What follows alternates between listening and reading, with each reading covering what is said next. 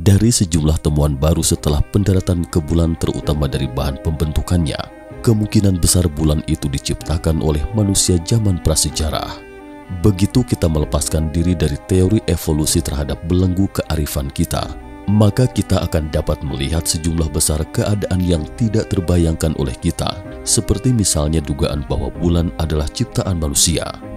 Di bawah berikut ini adalah keadaan sebenarnya yang ingin kami beritahukan kepada Anda, yaitu membuka belenggu kearifan kita. Berita selanjutnya, planet bulan. Sejak Apollo mendarat di bulan pada tahun 1969, rasa misterius orang-orang terhadap bulan seakan-akan menurun. Dahulu orang-orang berkumpul bersama di rumah saat hari raya pertengahan musim gugur dan saat makan kue bulan. Begitu menengadahkan kepala melihat rembulan di atas langit, dalam hati pasti merasa penasaran dan bingung.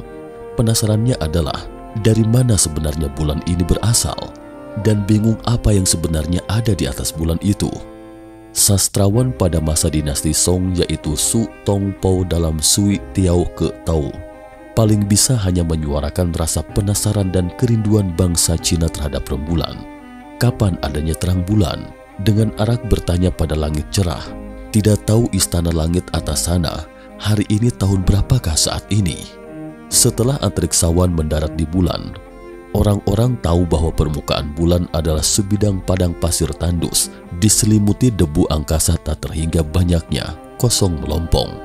Tetapi tahukah Anda, setelah mendarat di bulan, beberapa temuan baru yang didapatkan malah membuat ilmuwan semakin bingung terhadap asal-usul bulan. Saat ini pemahaman ilmuwan terhadap bulan telah melampaui imajinasi sebelum pendaratan di bulan pada waktu itu. Bukti-bukti temuan ini bisa membuat pemikiran baru orang-orang terbuka, mengenal dan merenungkan kembali asal mula diri sendiri dan kehidupan serta alam semesta. Berita selanjutnya, studi awal.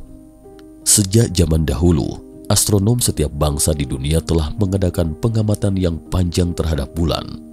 Penampakan bulan yang mengembang bulat dan menyusut berbentuk sabit, selain menjadi objek inspirasi penyair, lebih menjadi pedoman kerja penanaman sawah petani. Penanggalan tradisional Tionghoa merupakan penanggalan yang berdasarkan peredaran bulan, berperiode 28 hari sebagai patokan.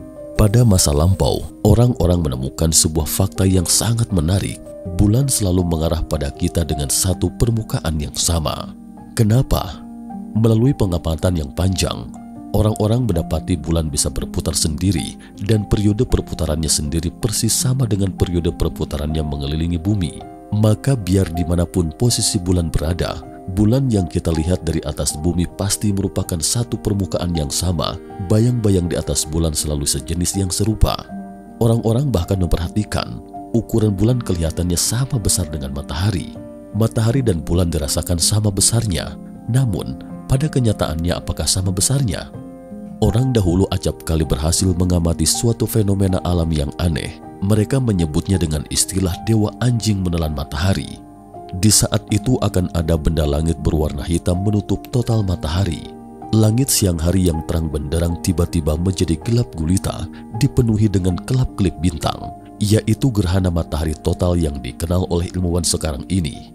Pada saat gerhana matahari total, benda langit hitam yang kita lihat adalah bulan. Ukuran bulan persis bisa menutupi matahari. Artinya, jika dilihat dari bumi, bulan dan matahari sama besarnya. Belakangan astronom mendapati bahwa jarak matahari ke bumi persis 395 kali lipat jarak bulan ke bumi, sedangkan diameter matahari juga persis 395 kali diameter bulan. Maka dilihat dari bumi, bulan persis sama besarnya dengan matahari. Diameter bumi adalah 12.742 km, diameter bulan 3.474,2 km, dan diameter bulan adalah 27%-nya diameter bumi. Benda langit yang berputar mengelilingi planet oleh ilmuwan disebut sebagai satelit. 9 planet besar pada sistem tata surya semuanya memiliki satelitnya sendiri. Di antara 9 planet besar tersebut ada beberapa planet yang sangat besar, seperti misalnya planet Jupiter, planet Saturnus, dan lain sebagainya. Mereka juga memiliki satelit yang mengedarinya. Diameter satelit mereka sangat kecil dibanding planet itu sendiri. Maka satelit yang besarnya seperti bulan sangat unik di dalam sistem tata surya kita. Data-data yang kebetulan ini menyebabkan beberapa astronom mulai memikirkan sebuah masalah, yaitu apakah bulan terbentuk secara alami. Berita selanjutnya, bebatuan bulan yang lebih tua. Setelah pesawat antariksa Apollo mendarat di bulan pada tahun 1969 dan mengambil contoh batuan dari atas permukaan bulan melakukan berbagai pengujian, didapatkan data yang bisa dijadikan bahan analisa lebih mendalam terhadap struktur bulan. Pertama-tama, dibuat analisa usia terhadap bebatuan yang terkumpul. Didapati bahwa usia bebatuan bulan sangat kuno. Ada sejumlah besar usia bebatuan itu melampaui bebatuan yang paling kuno di atas bumi. Menurut statistik 90-90%, usia bebatuan bulan melampaui 90% bebatuan kuno di atas bumi. Usia yang berhasil dihitung adalah sebelum 4,3 hingga 4,6 miliar tahun. Ketika membuat analisa terhadap tanah permukaan bulan, didapati masa mereka lebih kuno lagi. Ada beberapa yang bahkan lebih awal 1 miliar tahun dibanding usia bebatuan bulan, melampaui lebih dari 5 miliar tahun. Saat ini waktu yang diprediksi ilmuwan atas terbentuknya sistem tata surya kurang lebih dari 5 miliar tahun lebih. Mengapa bebatuan dan tanah di permukaan bulan sejarahnya bisa begitu panjang? Para ahli juga berpendapat bahwa sulit untuk menjelaskan. Berita selanjutnya, rongga pada bulan. Pembuktian kabut bulan mungkin bisa menjelaskan struktur bulan. Astronot yang mendarat di bulan ketika akan kembali ke bumi meninggalkan permukaan bulan dengan mengendarai pesawat pendarat kembali ke kabin antariksa setelah menyatu dengan pesawat antariksa. Pesawat pendarat itu dibuang kembali ke permukaan bulan. Alat pengamat gempa yang dipasang pada jarak 72 km mencatat getaran pada permukaan bulan. Getaran ini terus berlangsung lebih dari 15 menit, sama seperti martil memukul lonceng besar dengan sepenuh tenaga. Getaran berlangsung dalam waktu yang lama baru hilang secara perlahan-lahan. Ambil sebuah contoh misalnya, ketika kita memukul sebuah besi berongga dengan sekuat tenaga, akan mengeluarkan getaran ung-ung yang terus bergema. Sedangkan ketika memukul besi padat, getaran hanya akan bertahan singkat, akan berhenti pada waktu yang tidak lama. Gejala getaran yang terus berlangsung ini membuat ilmuwan mulai membayangkan apakah bulan itu berongga. Ketika sebuah benda yang padat mendapat benturan, bisa mengeluarkan dua macam gelombang. Satu adalah gelombang bujur longitudinal, sedangkan satunya lagi adalah gelombang permukaan. Gelombang bujur adalah suatu gelombang tembusan, bisa menembus satu benda dari satu sisi permukaan melalui pusat benda dan disalurkan ke sisi lainnya. Dan gelombang permukaan, sama seperti namanya, hanya bisa menyampaikan pada permukaan yang sangat dangkal. Namun instrumen kabut bulan yang dipasang di atas bulan melalui catatan waktu yang panjang sama sekali tidak berhasil mencatat atau merekam gelombang bujur, semuanya berupa gelombang permukaan. Dari gejala yang menakjubkan ini, ilmuwan membuktikan bahwa bulan itu berongga. Berita selanjutnya, berlapiskan unsur logam.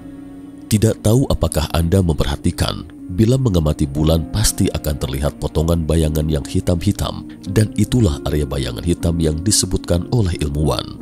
Saat antariksawan mengambil bor listrik akan membuat sebuah lubang di sana, mereka mendapati bahwa itu adalah pekerjaan yang melelahkan. Mengebor dalam waktu yang sangat lama, namun hanya bisa membuat lubang sedikit saja.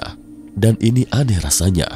Permukaan bulan bukankah semestinya terbentuk dari tanah dan bebatuan? Meskipun agak keras, namun tidak semestinya sampai tidak bisa masuk.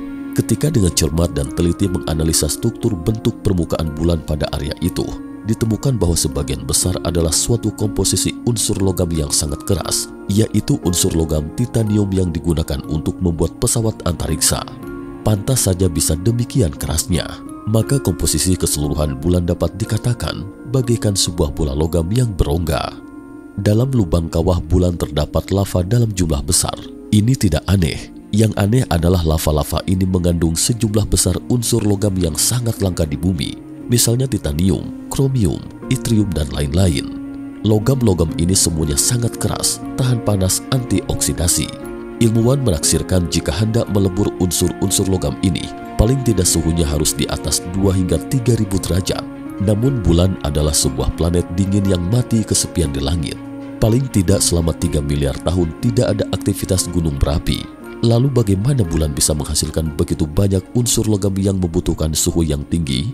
Lagi pula, Setelah ilmuwan menganalisa contoh tanah bulan seberat 380 kg yang dibawa oleh antariksawan, didapati ternyata mengandung besi dan titanium murni. Ini adalah golongan tambang logam murni yang tidak akan ada secara alamiah.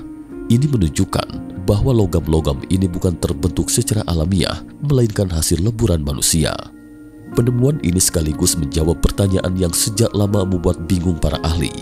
Jumlah lubang kawah di atas permukaan bulan sangat banyak. Namun anehnya, lubang-lubang ini sangat dangkal.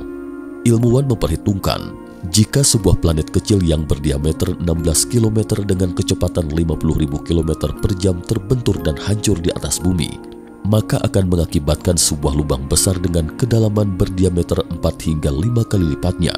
Artinya, kedalamannya bisa mencapai 64 hingga 80 km.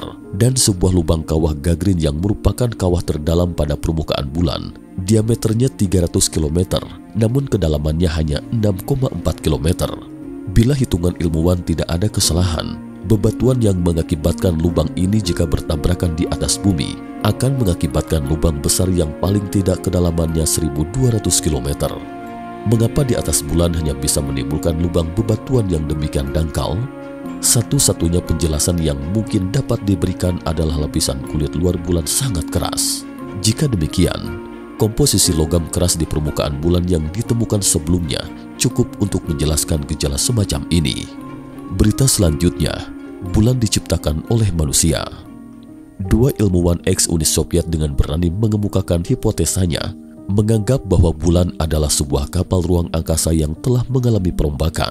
Dengan demikian, baru bisa secara sempurna menjelaskan dan menjawab berbagai macam gejala aneh yang ditinggalkan bulan untuk kita. Hipotesa ini sangat berani dan juga cukup banyak menimbulkan perdebatan. Saat ini sebagian besar ilmuwan masih belum berani mengakui teori ini. Namun kenyataan yang tidak diperdebatkan adalah bahwa bulan memang benar-benar bukan terbentuk secara alami.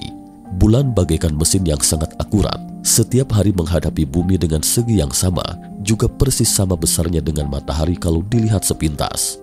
Permukaan luar adalah sebuah lapisan paduan kulit logam yang tinggi tingkat kekerasannya, bisa menahan serangan bebatuan yang kepadatannya tinggi dalam jangka waktu yang panjang, dan tetap sempurna seperti bentuk semula. Jika merupakan sebuah benda langit alamiah, tidak seharusnya memiliki begitu banyak ciri khas yang dibuat manusia. Diperkuat dengan bukti bulan seperti planet logam titanium berongga yang diciptakan manusia, maka tidak sulit untuk membayangkan bahwa bulan seyoginya dipasang dan diletakkan di atas oleh manusia. Segala ciri khasnya sekaligus menunjukkan bahwa bulan diciptakan manusia bumi pada waktu itu. Jika demikian, sebelum adanya bulan, langit malam hari di atas bumi seharusnya sangat gelap gulita. Jika waktu itu di atas bumi ada manusia, lalu pada malam hari dan di atas permukaan bumi yang luas, mereka sangat sulit melakukan aktivitas apapun, maka pantas saja dirancang sebuah cermin yaitu bulan untuk ditempatkan di atas langit. Maka wajah atau pemandangan bulan yang paling asli adalah sebuah bola metal yang tingkat keterangan cahaya pada zaman dahulu pasti lebih terang dibanding sekarang.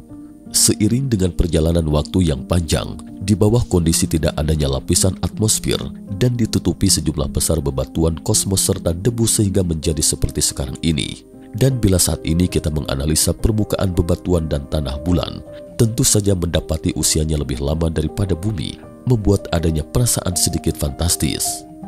Saat ini terhadap masalah yang tidak dapat dijelaskan dan tidak berani diakui ilmuwan, bila kita melepaskan bingkai-bingkai pemikiran yang sempit, menganalisa secara rasional akan menemukan banyak sekali fenomena yang sulit untuk dijelaskan, namun sebenarnya sangat mudah dipahami. Berdasarkan sejumlah besar bukti yang ditemukan ilmuwan sejak awal sudah bisa dipastikan bahwa bulan adalah ciptaan manusia, merupakan ciptaan manusia prasejarah. Lalu mengapa tidak bisa mengambil kesimpulan terakhir? Sebab eksistensi manusia prasejarah dapat dikatakan adalah merupakan pantangan ilmuwan. Sebagian besar ilmuwan biarpun meneliti begitu banyak bukti dan teori yang tepat, namun saat menemui pandangan yang bertentangan dengan teori evolusi, maka siapapun tidak berani mengemukakannya. Padahal eksistensi manusia prasejarah yang memiliki peradaban yang sangat tinggi sudah ditunjukkan dalam penemuan-penemuan arkeologis belakangan ini. Sebagai contoh, Penemuan tambang reaktor nuklir yang diperkirakan berusia 2 miliar tahun yang lalu di Republik Gabon, Afrika, yang lebih canggih dari pertambangan reaktor nuklir zaman sekarang. Semangat yang menuntut kebenaran seyogianya merupakan prinsip tertinggi dalam penelitian ilmuwan. Apabila kita telah melompat keluar dari bingkai-bingkai pemikiran pendahulu, maka tidak sulit untuk membayangkan bahwa di antara sejumlah besar penelitian ilmiah akan terdapat sebuah lompatan yang sangat cepat.